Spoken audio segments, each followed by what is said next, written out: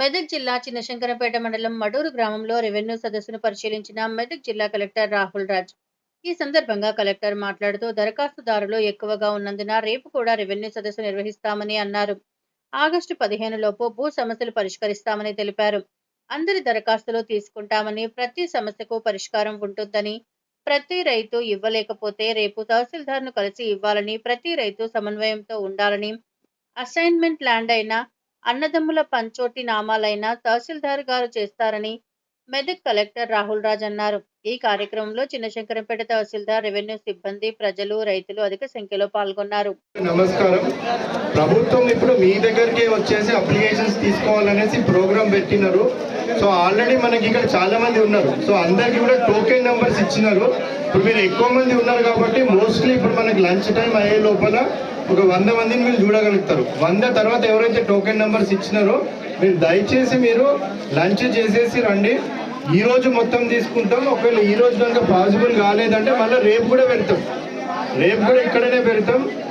ఒక్క అప్లికేషన్ కూడా తీసుకోకుండా ఎవరిది కూడా ఉండము. అందరు అప్లికేషన్స్ తీసుకుంటాం. మీరు అందరూ ఒకరి మీద ఒకరు పడాల్సిన అవసరం లేదు.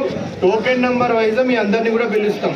ఈరోజు ఎంత రాత్రి అయినా కానీ ఇక్కడ ఎంఆర్ఓ గారు ఇక్కడనే ఉంటారు. అందరు అప్లికేషన్స్ తీసుకుంటారు. ఒకవేళ ఈ రోజు కనుక పాసిబుల్ కాలేదు, ఇంకా చాలా మంది మిగిలిపోయినారంటే మళ్ళీ రేపు కూడా ఇక్కడ వెళ్తాం. సో ఎవరు కూడా ఏం చింతించాల్సిన అవసరం లేదు. ఒకరి మీద ఒకరు ఏం కూడా పడకండి.